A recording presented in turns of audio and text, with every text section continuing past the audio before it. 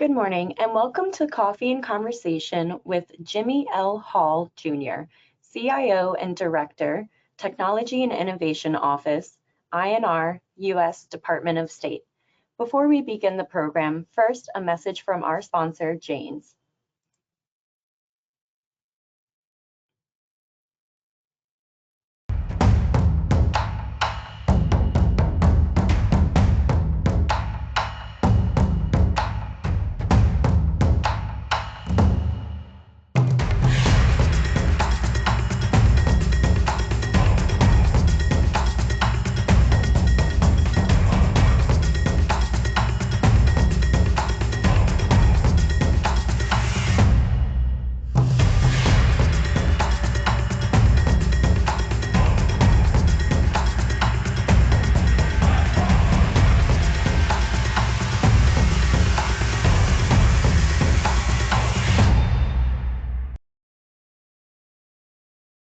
Now, please welcome INSA Vice President of Policy, Bishop Garrison.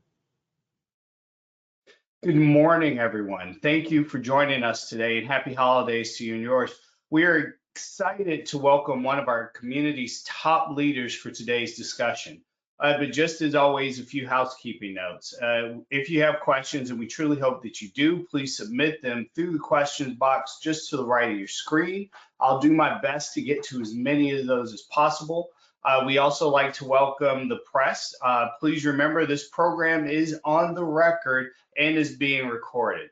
Finally, a big, huge thank you to our sponsor that just had that wonderful video, Jane's, for their support of our series and for their continued support of events and operations here with INSA.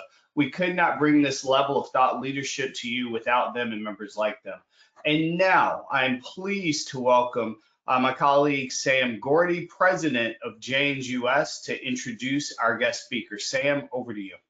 Thanks, Bishop. Thank you very much, and thank INSA for doing this. You know, this is now our second year of sponsoring this, and I think we knocked it out of the park in 2024. So we're setting the bar high here for going into the next year.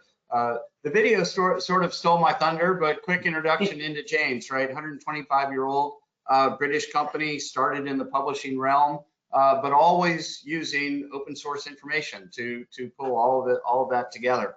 And we, like many others, including Department of State, have been going through this digital transformation. And so, you know, we've shifted from publishing company to open source intelligence. All of that information completely interconnected, AI enabled, so that you're speeding your search and delivery of decision advantage at the end of the day.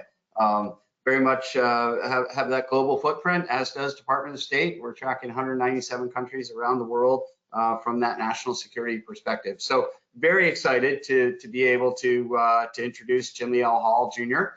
This morning. Chief Information Officer and Director of the Technology and Innovation Office within the Intelligence and Research Bureau of U.S. Department of State. In that capacity, he leads and has strategic oversight over INR's communications and IT functions, responsible for planning, managing, directing the security and integrity of all those classified systems, again, global in nature, in collaboration with the Bureaus of Information Resource Management and Diplomatic Security. Also works very closely, obviously, across the intelligence community with those counterparts to drive collaboration and innovation going forward, and ensuring alignment with the department's Chief Information Office. Previously, Mr. Hall was acting CISO at the Defense Counterintelligence and Security Agency and Deputy CIO of the Defense Security Service. Retired U.S. Army Colonel, bringing 30 years of distinguished military service to the work. So please welcome him. Join me in welcoming Jimmy Hall to the call today. Thank you. Jimmy, thank you so much again, sir, for joining us. Thank you for your service. Thank you for all you've done and continue to do. You've been a great friend to INSA, and we really appreciate having your expertise with us once again. So you started as the CIO and Director of the Office of the Technology and Innovation Office back in January of 2023, so coming on about a couple of years here now. Just to kind of kick us off, to start things off, can you share what exactly drew you to the State Department, to INR, and how has your time there in that office really been informed by your past experiences, including roles such as over at DCSA and DSS? Yeah, so first of all, so Bishop and Sam, good morning, and thanks again for the invite. And yeah, truly, we've been great friends and partners along the way here. So I'd like to put, first of all, I'd like to thank the Bureau's leadership. I'd like to thank the department's leadership for their confidence in me. And I believe what I saw along the way, an opportunity to learn, grow, and deliver, attracted me to the State Department. And I will tell you that I've seen that and witnessed that as a civilian along the way, post-retirement. And then these are traits that I also witnessed when I was on active duty. And so now I've had the opportunity to learn, grow, and deliver on many occasions. And so the successes that we've had, the successes that we've shared here in INR has been because I've been given the freedom and the leeway to learn, grow, and deliver. And think about that, you can kind of take that continuum in any direction, whether it's deliver, learn, and grow, whether it's grow, learn, and deliver, or just learn, grow, and deliver, right? And we've had an opportunity to just kind of grow as we've gone through several iterations of different instances, activities, and events. Not different from DCSA, not different from DOD writ large, and definitely not different from my time in uniform. And then so I've been surrounded also by a group of IT professionals that have enabled success, and a group of IT colleagues and front office colleagues that have also given me the necessary freedom to deliver, grow, and learn along the way. And so those same aspects that I see here in the Department of State, I saw on the DOD side, and I saw in my time in uniform. And there's also those same aspects that inspire me to continue to do what I do. So definitely happy to be here and happy to be part of the State Department and what we do for diplomacy.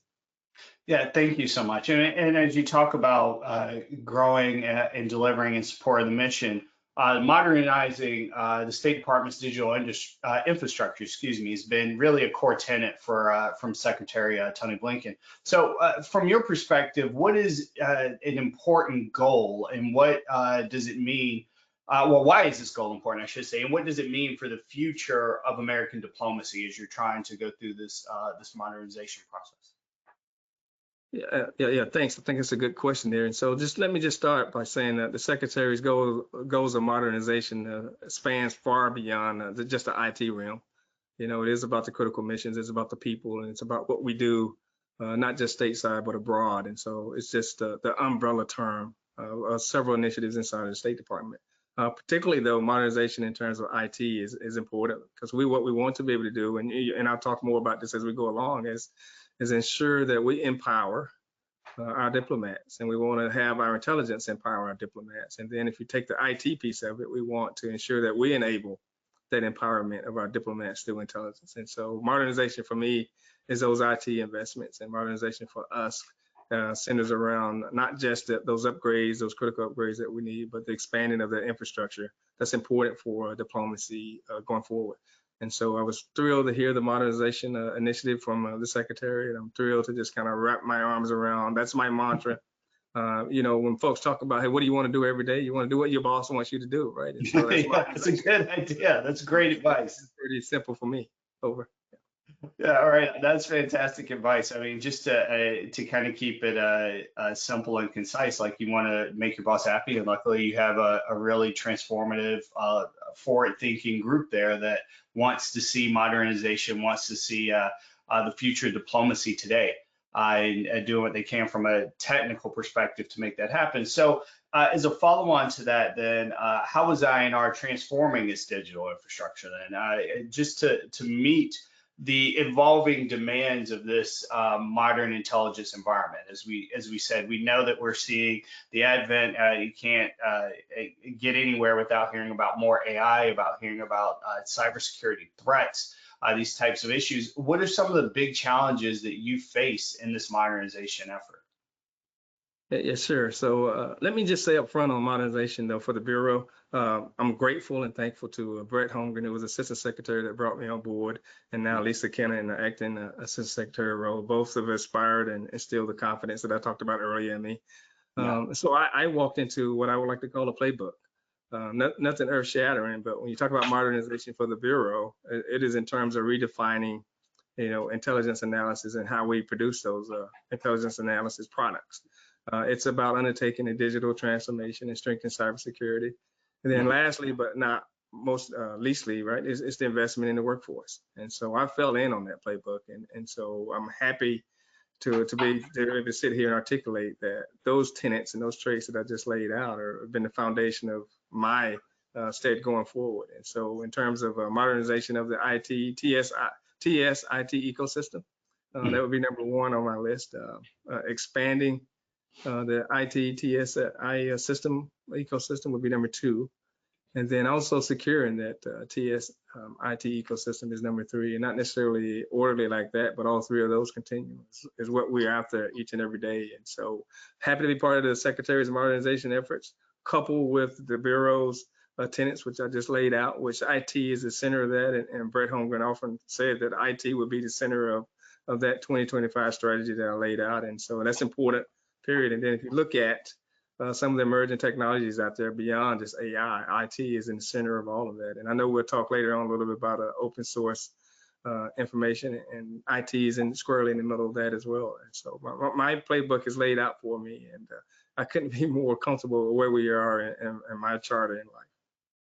Yeah, and for those, I think the playbook is so interesting, in part because it's really excited my dog, who just decided to come into the room and join us while we're having this conversation. So apologies there for folks who may be watching, but understanding all of the complexities of what you're trying to accomplish there at the department as it relates to laying out this playbook and working through a lot of various siloed efforts, potentially trying to bring them across on the horizontal playing field in order to really engage these technical issues. What are the steps that INR, from your perspective, are taking to strengthen its digital environment and protect intelligence as its collection of means and methods? What are you doing that you can speak about?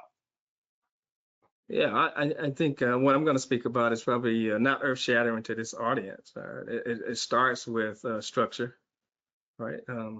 Assuming that the playbook's in place, it starts with the structure, and that structure is in terms of resources, in terms of facilities, in terms of people.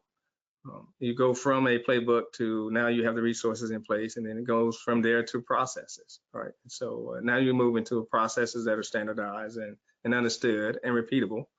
And you go from there to now, let's take a look at the infrastructure, the IT infrastructure, and what does it take to deliver intelligence analysis, the work to diplomats worldwide. That's whether it's upgrade of IT, or whether it's expanding of the circuits and networks, or whether it's just upgrading and modernizing equipment that's sitting on folks' desks. Being able to deliver the equipment, deliver the information, and then have that information available to the diplomats when they need it. And then lastly, probably most importantly, is securing all of the above, right? And so that's our playbook. That's how I step through it each and every day. And I don't try and overly complex something that we can simplify. And if you look at it in those terms of resourcing, in terms of facilities, terms of having a playbook, and then now laying out your design plan and where you want to go. So that's how we look at it each and every day. We don't get it right every day, but there's that opportunity to learn, as we talked about earlier. And then once we learn from it, we grow from it, and then we deliver. And then we just continue that process over and over again. So with that said, what is the approach to something that I know our audience has heard a great deal about over time, zero trust architecture? So how are you looking at making those types of, making it a part of your modernization effort? When you talk about the architecture across INR's IT infrastructure? Yeah, I think I'll start by just saying I'm not going to make it overly complex. And so 3 things for me is what I say are the core for my bureau to move forward with zero trust and how we support the worldwide mission of diplomacy. First and foremost, I look at it as identity management or strengthening authentication, right? So that's that multi-factor authentication. So that's number one. If we kind of get that right and make the progress that we need to make from that perspective, we're making progress towards zero trust. Secondly, we need to improve those monitoring tools, right, and our ability to monitor our network. And so that has a lot to do with the third tenet that I'm going to get to, but we have to improve our tools that we're using on our network and our ability to monitor around the clock.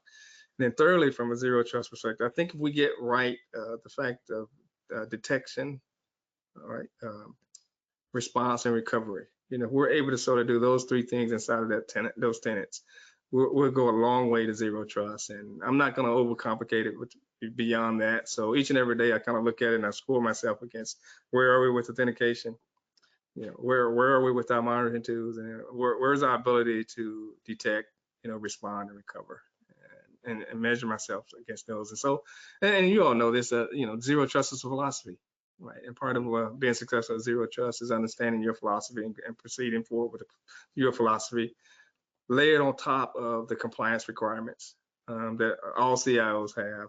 Then layered on top of the fact that we're in the IC and we want to meet those compliance and those standards, and then layered on top of it, just the government and system, what they ask of us to do as well.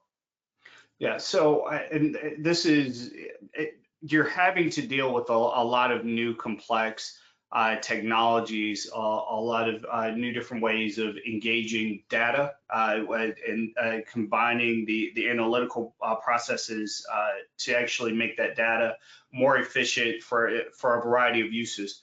And understanding that the only way we're going to be able to do that is to have this type of new, modernized, robust IT infrastructure. So understanding this and your position as director on the technology and innovation side, one thing that we can't get away from is the rise of open source intelligence. And I know this isn't exactly within your portfolio per se, but as it does relate to your work on the modernization side, can you tell us a little bit about not only how you folks are looking at having the technologies in place to properly support things like OSINT, but just generally as you have these new types of sources of information coming in, as you have these new needs to utilize things like AI and the analytic process and everything else. Can you just talk a little bit more about these new technologies and how you're dealing with them?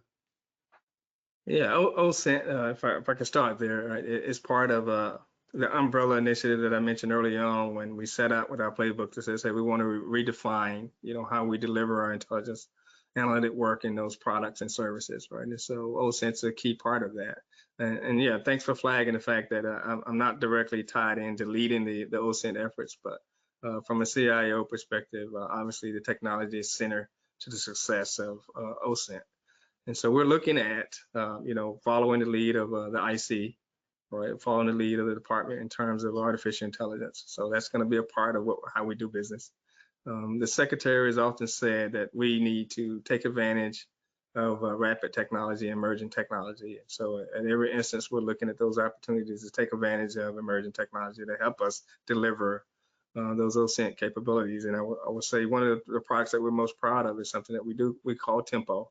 You can't get to Tempo without having a government card, but you can get to Tempo if you have a government card, whether it's a PIV or CAT card. And that's something that's worldwide now, that our products folks are able to kind of draw down, pull down, and read those products. And so now we've taken a step to focused effort on delivering public information in terms of analytic work. And so we're doing that in a number of ways, right? We're training our employees. Just classes earlier this week on internal aspects of open source intelligence, open source information, how you go about doing that. We also talked in terms about the protocols and the principles, related to, we want to protect civil liberties, we want to protect folks' privacy. And so that's ongoing conversation, what we're doing there. And then go back to the platforms that we deliver, Tempo being one of them, but how do we fortify and deliver those platforms or make those platforms available so that folks can take advantage of the public information, those products that we have on a day-to-day basis. Earlier, before we start the call, we talked about some of our key POCs inside of INR. Yes. And I'll be happy to leave those POCs at the end of this conversation or forward them over to you. Fantastic. And yeah, if we can just ask one more question on the artificial intelligence side. Can you speak a little more about how INR is integrating or utilizing AI to enhance the intelligence analysis and decision making? So a bit more about, like we've talked about how it could potentially be used to support things like OSINT within INR, but can you talk a little more broadly about how it can enhance the analysis portion? Yeah, well, I'll just take two use cases. And so one's our opinion research directorate, which does a lot of work on the unclassed side of the house. They're using several of the AI tools. State Department writ large has gone to state chat on the unclassed network that our analysts are able to use. And then think in terms of how we can use AI to help us in monitor our network. And sometimes it's as much as just taking the data and look for those trends and look for those analysis that will help us produce those products that our diplomats and our policy holders need. So opinion research folks are doing some work. There's a state chat where we're all a part of, whether we're in INR or not, that's helping us get some things done, and then take a look at how we can look at trends to produce some of our OSINT work going forward. And so that's how we're using AI at this point. We're following the lead, as I said earlier, of the IC. Yeah. So we've dipped our toes into it. We're not knee deep by no means in artificial intelligence as we step our way through it, and we want to ensure that there's a governance structure in place. So we've had a governance structure meeting to ensure that we've level set ourselves in terms of policy, privacy, civil liberties. And then now we've also established some internal web pages just for analysts to go and start to post product and have those conversations. And then we'll look to emerging technologies to take us to the next level as we nest ourselves under the IC's guidance. Yeah, and this is a fantastic points you're making, because now it can lead us directly into some of our audience Q&A. And again, we just want to remind folks, if you have questions, please post them over on the right side of your screen, where we're going to try to get to as many of these in our remaining time as possible. So right off the bat, we have a director from Veterans and Civilian Sales at HashiCorp Federal that asked kind of, I think what you've already kind of hit on a little bit, but what investments are you making at INR regarding multi-cloud and hybrid cloud modernization? So we haven't gotten quite into cloud computing yet, but are there upcoming RFIs and RFPs around that technology? Yeah, so I released a cloud strategy once I arrived last April of 2023, and my approach has always been a hybrid approach, a multi-cloud approach, and so we made great progress towards that strategy. We're operating under C2E today. We have partnerships with the companies that's a part of the C2E contract, and so that's going extremely well. This was not a thing that we had when I arrived, and so we've now fully integrated into a cloud. And now what we want to do is really take steps towards the multi-cloud approach. And so we have some of the folks under the C2E contract that we're working with, but I'm not opposed to having conversations with others on the cloud approach and how we can make things better. And in fact, I'm a fan of industry engagements. That's one reason I'm here today, is that, I believe our industry partners can help us get there. I don't have a download of cash or money that just kind of comes in and I can put towards a lot of things, but I like to have conversations. I like to be able to kind of set the table and set the stage for going forward and how we can partner. Yeah, and is there any particular website or any place that some of our industry partners here can go to see some of these potential RFIs and RFPs as you're releasing them outside of kind of the traditional networks? Not outside of the traditional network, right? We're working through our acquisition department here at the State Department, and so everything will come through and flow through our acquisition department as they release, the information that we need and dialogue with our industry partners. But that doesn't keep me from attempting to have monthly engagements with industry partners to allow folks an opportunity to at least talk to me about where we are and where we think we're going and how they think they can help. And I'd like to continue that. Absolutely, fantastic. So as a follow-on to the cloud question too, our INR analysis platforms and data management platforms, are you looking to move those into the cloud as well? Is that a part of your current strategy? Is it something you're still trying to kind of think through or determine? Yes, I think I can if I could just use your words and say we're thinking through some of it, right? We're thinking through those workflows and how we would apply them and how they would apply to the cloud. What's our strategy at the end of the day may not be the strategy that we start with just because circumstances happen. And so we're still thinking through and working through what exactly workflows will we put into the cloud. Fantastic. So here's another a great question from VP of Business Development at Terra Firma. And I think this could be helpful for the broader community just to kind of understand how the organizational structure. Does IT purchasing decisions, are they made independently at the bureaus and embassy levels, or how do these entities, excuse me, share their innovative solutions? So is it one that each of these groups are making their own kind of decisions as it relates to IT? Is there a grander structure that you have to get authorizations to do certain things? Can you speak a little bit to those as well? Yeah, I think that's another good question, just to sort of talk about the structure of State Department. And so as the Bureau of INR CIO, I am completely responsible for all things TS, SEI and above. Right, that's just my responsibilities. Dr. Kelly Fletcher is the department CIO, and she and her team will focus on everything that's either unclassified or at the secret level. And so then we believe in a federated approach. And so there's several bureaus that have CIOs. For instance, our Consular Affairs has a CIO. Our Human Resources Bureau has a CIO or Chief Technology Officer. Diplomatic Security is another one that has a CIO. And so you're free to engage, each one of those federated levels for the products that you want to, or think that we can benefit from. So there's no central management, but I will tell you, as my focus being TS, SCI and above, then that would be the audience that I'm looking for, and folks that can provide services and products at that level.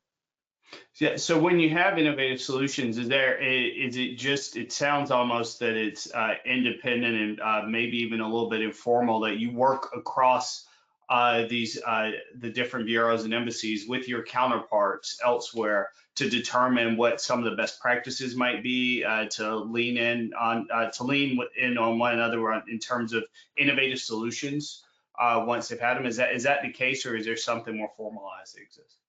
No, it's pretty much an informal chain. What we do have, though, at the Department of State now is a CIO council. So there's a formal meeting of the CIOs, and there's a great dialogue going on. And I would tell you also, prior to my arrival, I was friends with a number of the CIOs. So not new relationships there. So we're able to share information and share best practices and talk through some things that we have going on. And I think that's just the way of government these days. It's just leverage, each other. And we don't have to have our own, whether it's a sharing of licenses, sharing of software, or what have you, right? Or just good ideas is the way to go. And I think that's what everyone would expect from us as government workers, and we're trying to do that. That's fantastic. Yeah, and it really does just encourage more collaboration when you have that type of system set up and that type of governance structure. So following in on that, can you speak to what you see as some of the biggest challenges you're going to be facing or are facing in FY25 and in the calendar you're coming up? Yeah, so sometimes the CIO job is a thankless job, and other times I think it's no, I can't, Jimmy, I can't believe that. I think it's pretty straightforward, right? And so my challenges are also my opportunities. Yeah, and that's exactly how I look at it. And so when I look at opportunity of artificial intelligence, that's also a challenge, and when I look at an opportunity of cybersecurity, that's also a challenge. Right. So you want to take advantage of emerging technology, but emerging technology is also a challenge. And so if you just take those three scenarios, and I'm constantly kind of just walking that same continuum along the way, is that this opportunity for me is also a challenge. And so I'm constantly looking at it, from both directions. And it's kind of a measure, countermeasure, measure, countermeasure. And so I want to take advantage of the cybersecurity tools that are out there. I want to be able to put myself, as I sort of in a better position to monitor. But what does that create? That creates us dependent on, those same tools that someone's trying to find a way in and around, right, or under, right? When you talk about artificial intelligence, a key aspect of that would be data, and then how do we manage and control data? I don't know who attributed this, but I can attribute it to, but I can tell you I've heard it and it stuck with me when it says, hey, if you can't protect what you don't know, right? And so data is definitely a challenge, and it's also an opportunity. But if we don't know what we don't know, it's going to be kind of hard to protect that. And so, not risk averse, but in some instances, we're kind of walking slowly, looking at the opportunity, looking at the challenge, and we can compare the two. But in a nutshell, my opportunities are my challenges, and I would offer for my industry partners, as we discuss things, let's look at it like that. It's like, yeah, I want to take advantage of it, but I want to close that back door too as well. I want to close the windows and take advantage of it, but maintain security. Yeah, smart developments, smart test and evaluation measures, all of those different pieces. And as we talk about that, another great question that just popped up from Meredith Davis. She asked, are there any new capabilities you're looking to field this year to quote unquote empower diplomats? So to help out in the field, is there one or two maybe you can mention or tell us about? Well, I'm counting on industry to help us get there. I think what I would sit here and say is take the numbers that you used earlier. State departments in 270 locations, 190 countries. That's roughly 151 different languages. But we have to continue to ensure our diplomats and our senior policymakers have the information at the ready, or at least have the information when they need it, or the information is available when they need it, and it's protected, right? And so anything that help us get there sooner than later, anything that can help us securely provide our products and services for our diplomats and the senior policymakers, and we're open to it, to the constraints of both budgetary and acquisition constraints that we want to adhere to. But yes, I don't have a specific on this call that says, hey, bring me this particular product. I think anytime you can look at how can we be more efficient in terms of monitoring, that would be helpful in terms of how do we review miles and miles of data and look at it really fast, not just using the artificial intelligence umbrella, but how can you help us do that? And then are there ways that we can deliver information securely, sooner, faster, and across the world? Because our responsibility is global. And whether it's a local IT provider that we need to work with, or whether it's a fellow IC partner or someone else in the federal government, how can we deliver that faster? And I don't have to own it. I don't have to own any of that to be successful. So that's not what I'm sitting here saying, but how can we partner and collaborate to enable the information that we want to enable? Basically, intelligence and power and diplomacy, right? Come back to that mantra. Yeah, and we've hit on this a little bit, talking about AI, but I want to even bring it down one level to talk about Gen AI specifically. And one question we have from a C-suite leader: how does Gen AI affect collection of intelligence, and particularly open source intelligence, as it is redundant in the current environment? So basically, the way I see the question and way you can frame it, just how, as one of those new capabilities we were kind of hitting on, are you guys looking at specifically Gen AI and making sure, as you mentioned yourself, Jimmy, that it's safe to utilize within the systems, that it's delivering the capability that you need, and that it's actually ensuring that you're being more efficient as you go through data analytics and not just adding more work? Yeah, so well, let me just talk from a personal perspective and say, we want to be able to use Gen AI, right? Are we using it today on the intelligence side of the field? Not in INR in terms of that, because we're just not ready as we step our way through. We don't want to be so quick to the trigger that we put ourselves in a situation where civil liberties or privacy or something else is violated. And so we're really behind the scenes testing a few items, mechanisms, systems, tools before we're ready to roll that out. And so, but we do want to take advantage of emerging technology and rapid technologies for sure. We're just not there at this point. Okay, and I mean, even kind of as you, to paraphrase almost what you say, and like knowing that you don't know something, I think is just as important, and knowing that you need to have a strategy and you're building out a pathway to begin to utilize that type of technology is really important too. So that we look forward to having you again on in the future, so we can talk more about that when we're down the line a bit. So another question, we have several students on the line today. So thank you guys for submitting your questions and for coming in so thoughtfully on when we're about 6 days out from the Christmas holiday. We have a question from, I think it was from Middlebury College. What has been the hardest mental soundness versus career decision you Mr. Jimmy Hall, have ever had to make in your career? So I'm sorry, Bishop, but the last part you faded out. So basically, the student is asking, just knowing that you had to have some mental toughness and make a hard decision. What was the hardest career choice that you've had to make thus far? Is looking at your incredible wealth of experience going from the military and then, as we mentioned, into supportive operations at State Department. Can you speak to us a little bit about your own personal background and what's one of the hardest career moves you've had to make? Yeah, sure. I'm not sure I would frame it as a career move, but service has always been important to me. So I had that go no go decision upon graduating from college in 1987 to get commissioned, and I wanted to be part of the service of America. And so 30 years later, I had to make another decision on how do I want to continue to serve. The choice for me was fairly easy, is that I wanted to continue to serve somewhere in the capacity of federal government. And that's what I've been doing since I've retired. And I think at some point, I'm not going to say that serving in the capacity of industry and working as an industry partner is definitely not off the table, but it may be time for that at some point. But I still enjoy serving. And so for me, my career choices and career decisions have revolved around service. And am I able to make an impact through service?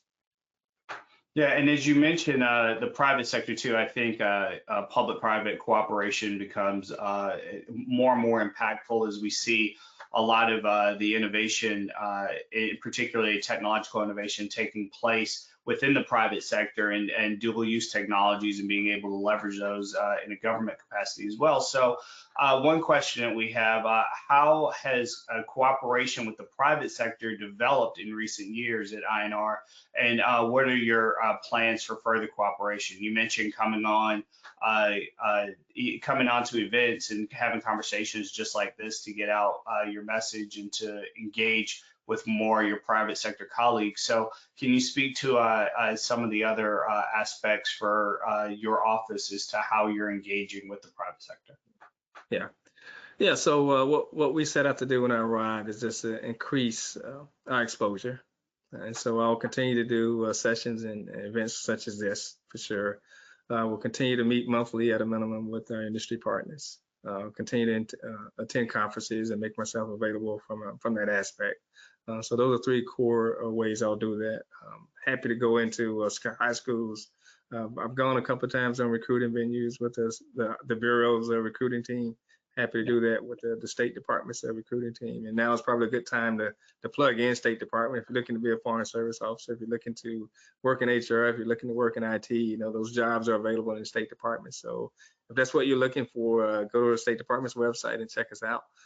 I'll continue to do those. And I think it's important as the intelligence CIO for the State Department to make myself available to a degree and come from behind the proverbial green doors, I like to say, and talk about how our industry partners can help. And I don't mean to imply from a previous conversation that folks working in industry is not serving. You all are still serving as well, especially and particularly, those that are in the defense and industry base and serving the federal government. You all are still serving, and I appreciate it.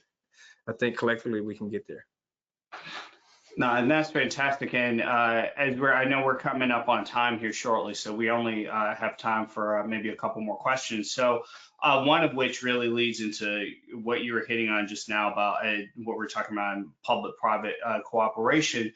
And you mentioned on one of our questions earlier, we talked about the ability to communicate and safely, efficiently with the embassies, and as being something that maybe industry can continue to work on to help you kind of close a gap. But what do you see as your biggest challenge that industry can help truly assist you on in the coming year? Yeah. Okay. Well, thanks. Cybersecurity. We talked earlier about zero trust. We talked about one of my three priorities, which is securing our network. And so in terms of the biggest challenge will continue to be cybersecurity and walking that plank together, right? Not just from an industry perspective, not just from a government perspective, but together walking that plank, because we're interconnected now and we're tied together, and there's no way that we can do one without the other and be successful, because any of those gaps and seams can be exploited. just because of our connectivity. I mean, never before have we been so interconnected. So that's challenge, and that's my biggest challenge. If I can slip in, my next biggest challenge is just figuring out how to and I don't know if this is possible or not, but just kind of stay ahead of the modernization curve and the emerging technology and the use of emerging technology.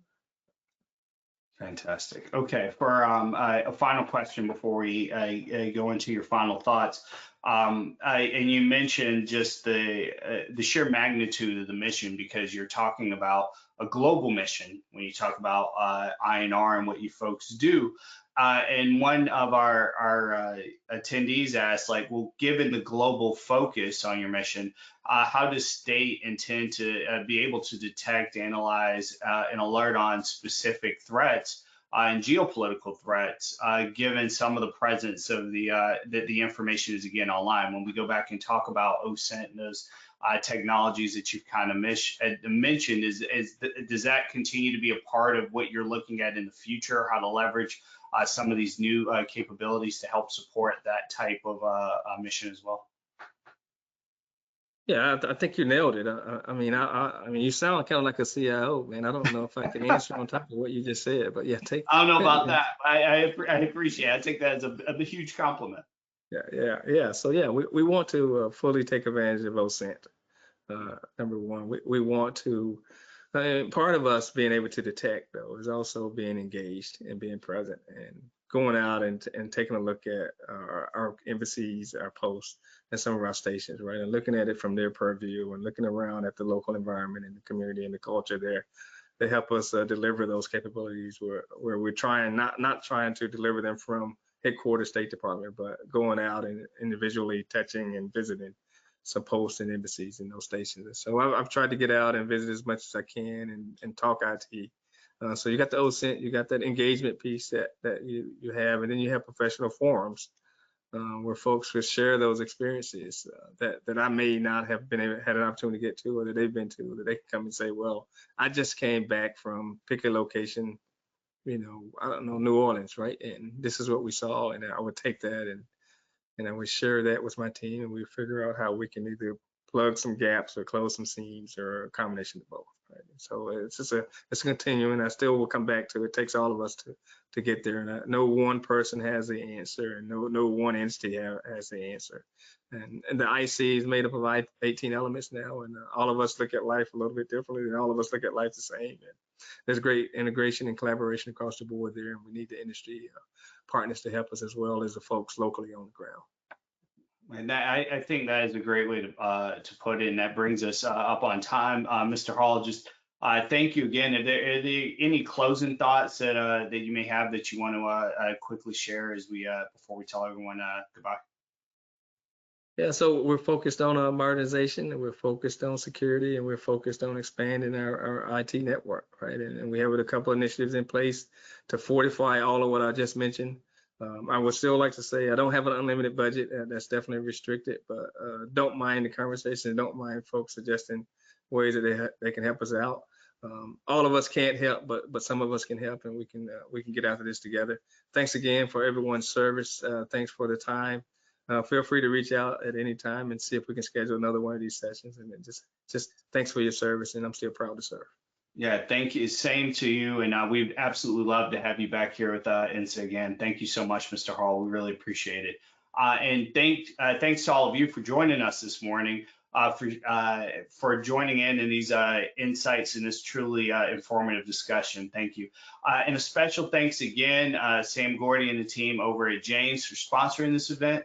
And for everyone joining, we're always happy to have you a part of our program, and thank you for being a part of today's program.